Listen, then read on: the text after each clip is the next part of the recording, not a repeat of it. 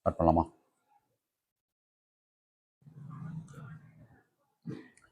தேவாதி தேவா திருவையாரா திருவரங்க திரு கைலாசவாசா தீன்குல திலக நாயகா தேவ பரமண்டலத்தின் பிதாவே திரண்டு அனைத்தும் ஒன்றாகி வந்த மெய்வெளி தெய்வமே. எல்லோருக்கும் நமஸ்காரம். இந்த வைகாசி மாத சிறப்பு சபையை ஏற்று நடத்தும் திருநெல்வேலி கேடிசி நகர் சாலை விஜயலட்சுமி அம்மா அவர்கள் சார்பாக வரவேற்பை ஆற்றுகின்றேன்.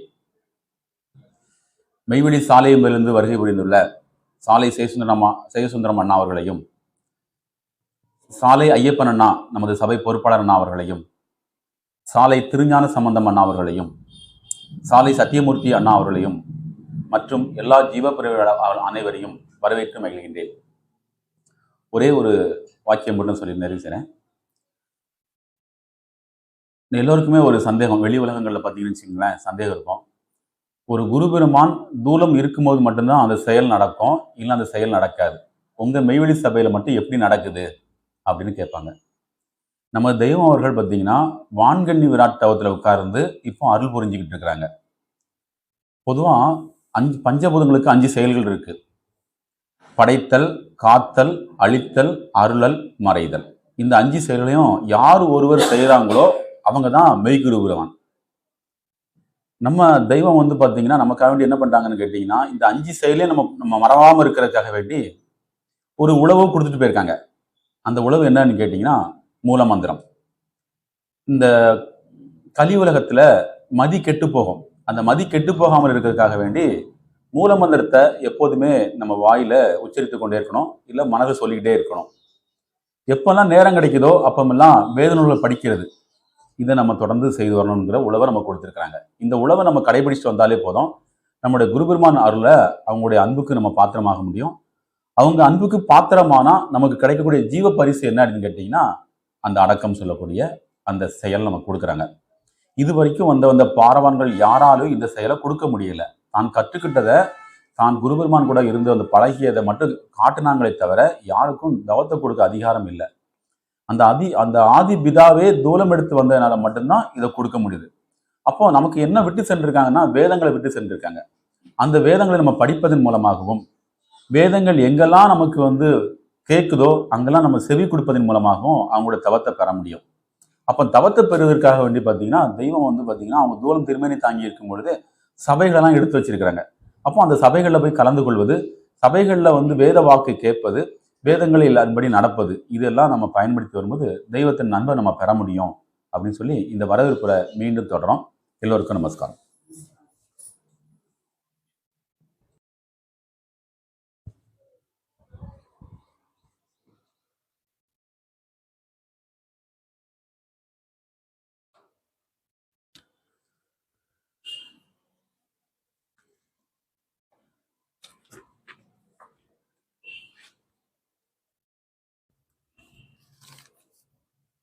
ஆதியே துணை. அனைவருக்கும் நமஸ்காரம்.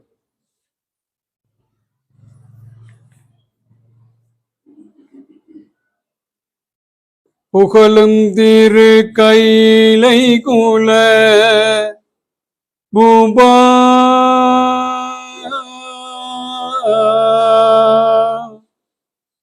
திகழும் பரம்பர இலகு தேவி நிகழுரு சன்மார்க்க நிலை மேரே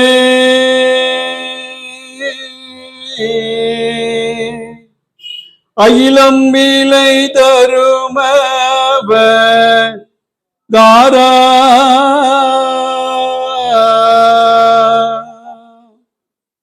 ஜீபதி சிம்மாசனகு நாலா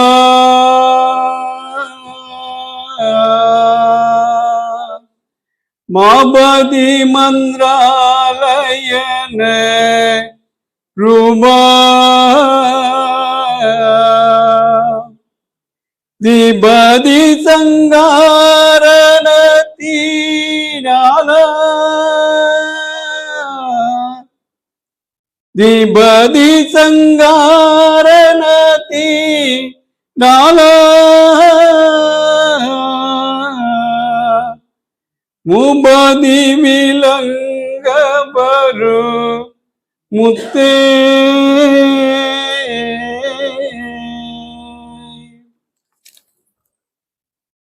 வேதகாம சுருதி கிரந்தங்கள் பிரமோதய மெய்வழி சாலை ஆண்டவர்களை அற்புத அடையாள தெய்வீக செயலை கூறும் திட தீர்க்க தரிசனம். கலைமலி காட்சி கவின்கோடு கண்ட கபீர்தாசர் அவர்கள் தீர்க்க தரிசனம். இந்த எல்லை உலகத்தை எல்லாம் விழுங்கி நிற்கின்ற எல்லை. இதன் பெயர் மெய் நகரம்.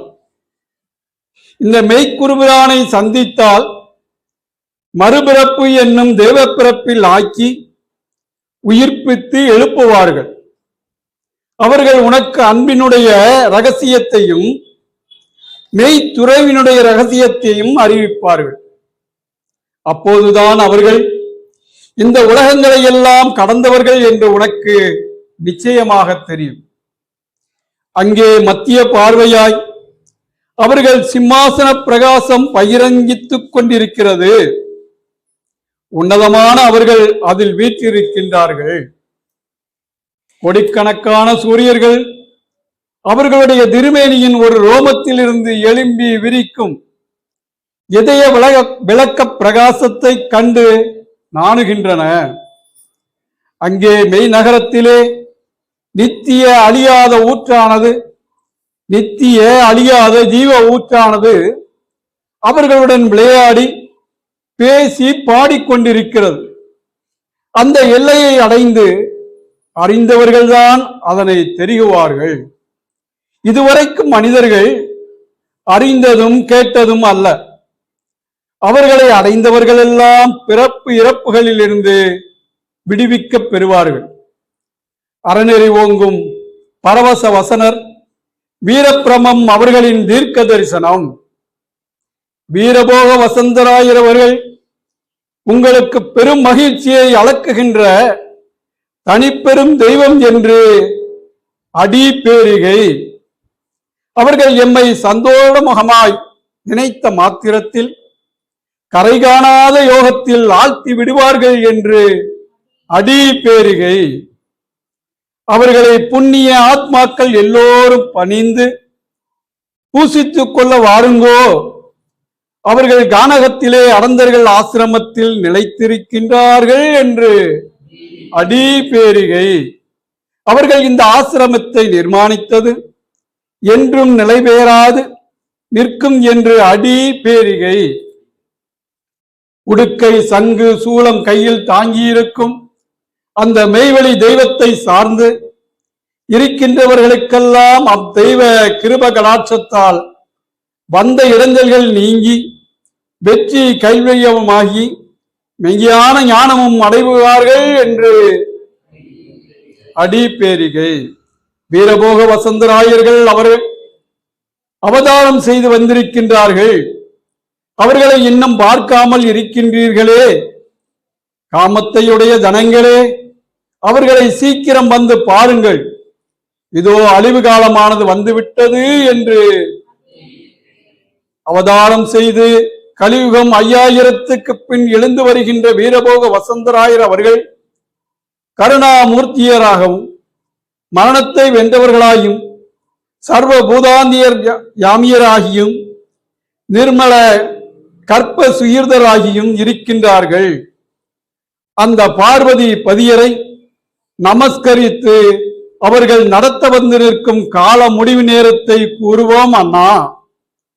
கலியுக கடைசியில் அதர்மமானது மிக மிக பெருகி ஏறி தர்மம் குன்றி தேசத்தில் எங்கும் பஞ்சங்களும் பூமி விளைவின்மைகளும் பூமியில் கோர சத்து விளைவுகளும் காலகாலங்களுக்கு வேண்டிய மழையின்றி தாறுமாறாகி அதனால் பூமி நற்சாரம் இன்றி துர்ச்சாரம் தூக்கி வரும்போது ராஜ நினைவுகள் நாசம், தேச நாசம், லோக நாசம், முதலிய அஸ்த நாசங்களாலும் பீடிக்கப்பட்டு முடிவு தருணத்திலே பிரளயம் வந்துவிடும் என்று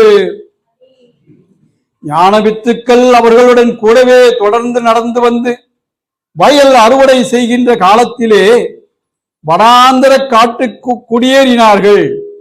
அப்போது மழையும் பெய்து கொண்டிருந்தது என்று அப்படியே வந்து அதே எண்ணத்தில் மாறாது தங்கிவிட்டவர்களுக்கெல்லாம் இனி முத்தி பகமை இல்லை என்று உலகத்திலே மனிதர்கள் வரவர கெட்டார்கள். பாருங்கள், இதோ கெடுபிடி யுத்தம் மூர்க்க தனியர்களால் உண்டாக்கப் போகிறது பாருங்கள் என்று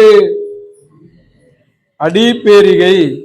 அதை தொடர்ந்து சகிக்க முடியாத ஒரு பனிக்குளிர் காலத்திலே பிரளயம் புரண்டு வரப்போகிறது என்று அடிப்பேரிகை. அதை தொடர்ந்து சகிக்க முடியாத ஒரு பனிக்குளிர் காலத்திலே பிரளயம் புரண்டு வரப்போகிறது என்று அடிப்பேரிகை.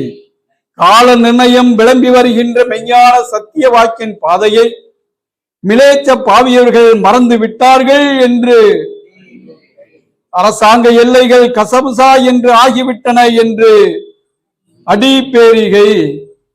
தேவனிடத்தில் பொருள் அறிந்தவர்கள் எல்லாம் நெற்றிக்கண்ணை பார்த்து சிலர் நிலைத்து கொண்டு நித்தியராக இருக்கின்றார்கள் என்று அடிப்பேரிகை. பூமியில் காற்றாலும் மழையாலும் எங்கும் பட்டணங்களும் ஊர்களும் விருட்ச ஜாதிகளும் அழிவு அதமாகிக் கொண்டு வரும். ஜனங்களோ சத்தியத்தை விட்டுவிட்டு எங்கும் பணவெறி, மதிப்பு வெறி, ருசி வெறி பிடித்து பைத்தியக்காரர்களைப் போல் அதே வேலையாய் திரிவார்கள் என்று அடிப்பேரிகை. இதோ வீரபோக வசந்தராய பிரபுவானவர்கள் கானகத்தில் உங்கள் முன்னிலையில் பிரத்யட்சத்தில் இருக்கின்றார்கள்.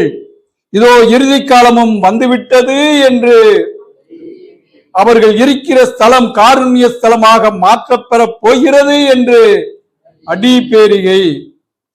இதனை நீங்கள் சந்தேகித்து வேதாள பிசாசுகளுடைய பாவகர சொற்களுக்கு உங்கள் செவிகளை சாய்த்து இந்த கானகத்தில் இருக்கும் மெய்யை விட்டு சிதறி போய்விடாமல் இருக்க சதா குரு தியானம் செய்து விழித்துக் கொண்டிருங்கள் என்று அடிப்பேரிகை.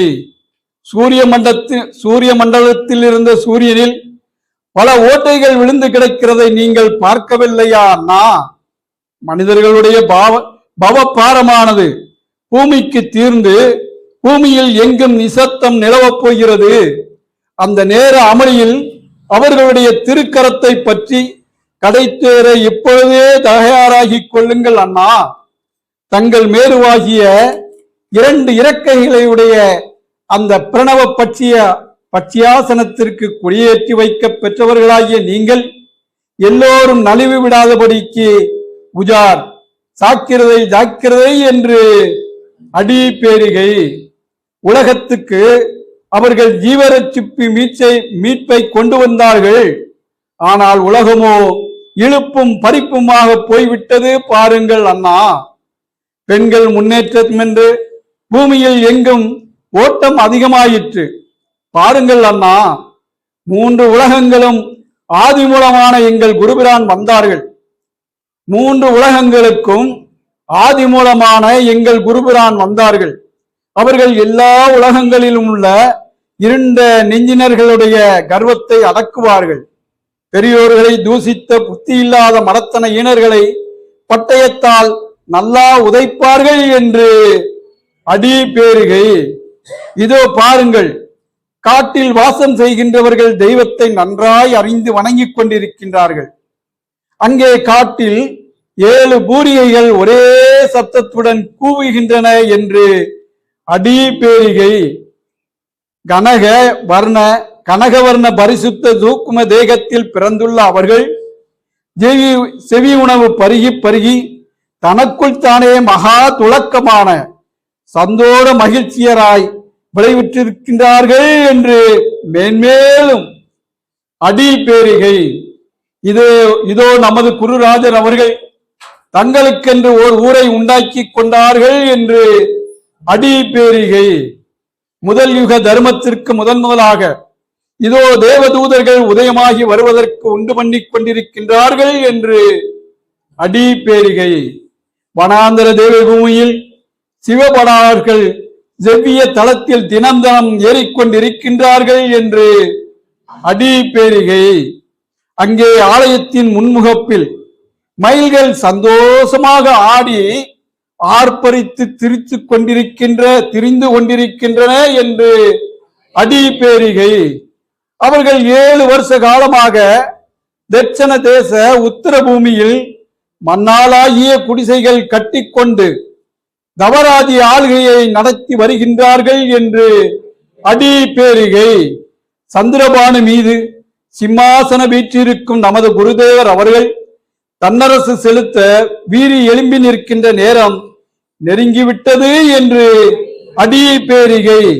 அதிகமாக மீறி வரும் கலியனின் அழிப்பு அயோக்கிய சாதுரியத்தில் அடியோடு தீ வைத்து விட்டு 3 ஜகத்தையும் மெய்நெறி நீதியானது இதோ விழுங்கப் போகிறது என்று அடிப்பேரிகை என்று நமது குலதெய்வம் பிரம்மபிரகாச மெய்வழிச்சாலை ஆண்டவர்களை குறித்த வேதகாம சுருதி கிரந்தமாகிய திடதீர்க்க தரிசனம் மீண்டும் தொடரும்.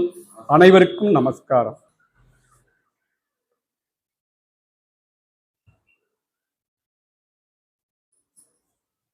துணை தேவமே குருநாதா. ஆண்டவர்கள் வாக்கியம் ஜாதிகளின் கர்த்தாவே. எம்மப்படரடிப்படு திருமைஞான குரல். திருவாக்கியம் எண் 24. நாம் ஒரு காலத்தில் ஒரு பாலைவனத்தின் வழியாக பிரயாணம் செய்து கொண்டிருந்தோம். அப்படி போய்கொண்டிருந்த போது ஒரு நாள் வழியில் ஒரு பெரிய வியாபாரியை கண்டோம். அவர் ஒரு ஒட்டகத்தின் மீது ஓர் அரிய பெட்டகத்தை வைத்துக்கொண்டு சவாரி சென்றார். நாம் அவரை சந்தித்து பேசினோம். அவரிடத்திலிருந்த அந்த அற்புதமான பெட்டகத்தை கேட்டோம். அவர் இறக்கப்பட்டு கொடுக்க அதை நாம் வாங்கி கொண்டோம். அதனை திறந்து அதனுள்ளே இருந்த அதிசய பொக்கிஷங்களை எல்லாம் அறிந்து கொள்ள விரும்பினோம். ஆகவே பத்திரமாக அவர் சொல்லிய வண்ணமே திறந்து பார்த்தோம். என்ன அதிசயம்! அதற்குள்ளே அதைவிட அழகிய பெட்டியை கண்டோம். அதையும் திறந்து பார்த்தோம். அதற்குள்ளும் இன்னொரு சிறிய சித்திர பெட்டியை கண்டோம். அதையும் திறந்தோம். எங்கெங்கும் யாரும் கண்டிராத எழிலோங்கிய முட்டை ஒன்று அதற்குள் இருந்தது. எமது தனியாத ஆர்வத்தின் காரணமாக அதனையும் திறந்து ஆராய்ந்து பார்த்தோம்.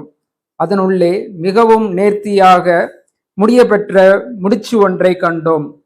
எம்முடைய வியப்பு மேலிட்டது. அந்த முடிச்சினுள்ளே என்ன இருக்கிறது என்று அவிழ்த்து பார்த்தோம். மிகவும் அழகிய கசகசா விதை போன்ற சிறு சிறு விதைகள் அதில் இருந்தன. ஒவ்வொரு விதைகளுக்குள்ளும் என்னதான் உள்ளதோ என்று எண்ணம் மேலிட்டது. உடனே நாம் ஓர் அண்டரண்ட பக்ஷியானோம். ஒரே ஒரு விதையின் ஒரு கோடியில் நுழைந்தோம். நெடுங்காலம் பறந்தோம். நெடுந்தூரம் போனோம். இன்னும் போய்கொண்டே இருக்கிறோம். ஆனால் அதன் மறுகோடியை காணவில்லை. திருவாக்கியமன் 25.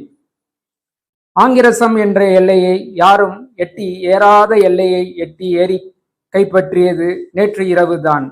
நேற்று மாலை இருந்த நாம் வேறே, இன்றுள்ள நாம் வேறே. இரவு நிகழ்ந்தது அதிசயம்.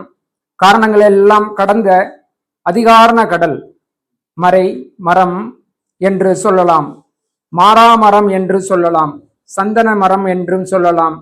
சந்தான மரம் என்பதுதான் அதற்கு முதற் பெயர். சந்தான மரம் என்பதுதான் அதற்கு முதற் பெயர். இவ்வித நாம கொண்ட 7 வேத மரங்களும் 6 வெவ்வேறு கோணங்களில் ஒரு வட்டத்தில் நிற்கின்றன. கடைசி மரம் துண்டாக நிற்கிறது. கையிலே ஒரே ஒரு ஆயுதம்தான் இருக்கிறது. அதை ஒரே தரம்தான் வீச முடியும். ஒரே வீச்சில் வெவ்வேறு எல்லைகளை உள்ள 7 மரங்களையும் அந்த ஒரே ஆயுதம் பொத்துக்கொண்டு வெளியேற வேண்டும். இதை எப்படி செய்து முடிப்பது என்று நாம் நீண்ட காலமாகவே நினைத்து வந்தோம். இதை உங்களுக்கு எடுத்து சொல்ல வேண்டும் என்று எம் நினைவில் சதா முட்டி கொண்டிருந்தது. ஆயினும் இது நாள் வரை இது பற்றி நாம் வெளியே சொன்னதில்லை. இன்றுதான் நாம் அதை பற்றி பேசுகிறோம். ஏனெனில் நேற்றிரவு தான் அந்த அரும்பெரும் செயலாதிக்க வெற்றி எம் கைக்கு வந்தது. அந்த வேறு வேறு கோணங்களில் உள்ள 7 மரங்களையும் ஒரே ஆயுதம் கொண்டு ஒரே வீச்சில் எப்படி துளைப்பது? இது எவர் நினைவுக்கும் எட்டாதது. எமக்கே பல நாள் பாட்டிற்கு பிறகுதான் இது தெரிய வந்தது. எம்முடைய பெருவிரலை ஒரு குறிப்பிட்ட எல்லையில் ஒரு சுவிட்சில் வைத்து ஒரு அழுத்தினோம். சடார் என்று 7 மரங்களும் நகர்ந்து ஒரே நேர் வரிசையில் வந்து நின்றன. பிறகு ஒரே வீச்சில் 7 மரங்களையும் தெரித்தோம். எமது நீண்டகால தவ ஏற்றத்தினால் கைவரவான இந்த வல்லபந்தான் ஆங்கிரசம் என்று எனப்பெறும். இது காலம் வரை இந்த செயல் யார் கைக்கும் வரவில்லை. இது இன்று எம் கைக்கு வந்து ஆயிற்று. 18 ஆண்டுகளாக ஆங்கிரசத்தை நோக்கி நாம் ஓடிக்கொண்டிருந்தது இன்றுதான் முடிந்தது. 6 கோணத்தில் 6 விதமாக இந்த 7 மரங்களையும் ஒரே நேராக கொண்டு வந்து கோத்தெறிந்து திறம், அதாவது ஆங்கிரச கோத்திரம் உதயமான நாள் இன்றுதான். இதனால் எம்மை சேர்ந்தவர்களும் அவர்கள் தேவர்களாய் விளங்குவதோடு ஆங்கிரசம் என்ற அரிய தவாதிக்க மேல்நிலையை தகுதியும் இனமாக கிடைக்கப்பெற்றது. எம்மையே சார்ந்து நின்று இதன் பலன் பெற்று உய்ய போவது எத்தனையோ, அல்லது எம்மை சாராமல் உதைப்பட்டு போவது எத்தனையோ என்று அருளி செய்து கொண்டு வரும் அது நேரம் ஆங்கிரச கோத்திரம் என்று சந்தியாவந்தன மத்திரத்தில் வருகிறது என்று ஒருவர் கூற, ஆண்டவர்கள் இதற்கு முன் இப்பதனிலையை வைப்பை யாரும் கை போட்டதில்லை. இப்போது வரப்போகிறதையே அது குறிக்கிறது. இதுவரை சர்வ மதங்களையும் எடுத்து பேசும் நாவு வந்ததில்லையே. சர்வ வேதங்களும் சர்வ சாதிகளும் ஒரே நாவின் ஆட்சிக்கு உட்பட்டு நிற்கிறதில்லையே. அப்படி வந்துள்ள நாளையில் அல்லவா அப்படி சர்வ வேதங்களும் வட்டாடும் நாவினார் கையகத்தில் அல்லவா இந்த ஆங்கிர கோத்திரம் விளங்கும். முன்வந்த செம்மல்கள் முத்தொழிலுக்கு அரசர்களானதும் போதும் என்றும் நின்று விடுகிறார்கள். ஆனால் நாம் அப்படி அல்ல. இன்னும் நாள்தோறும் கூலிக்கு போவது போல் சென்று தவத்தில் ஏறி வருகிறோம். இம்மாதிரி இந்நெடுங்காலம் தவம் செய்தவர்கள் ஒருவரும் இல்லை. இந்த ஆங்கிரச கோத்திரத்தை பற்றி காகபுசண்டர் பிரான் முதலிய மெய்ஞான மகத்துக்கள் தீர்க்க தரிசனமாக சொல்லி இருக்கிறார்களே அன்றி அவர்கள் காலத்தில் அல்லது அதற்கு முன்னைய காலத்திலோ இது வந்துள்ளதாக யாரும் சொல்லவில்லை என்று நமது குலதெய்வம் பிரம்ம பிரகாசமே வெளிசாலை ஆண்டவர்கள் திருவாயை மலர்ந்து அருளியுள்ளார்கள். ஜாதிகளின் கர்த்தாவே.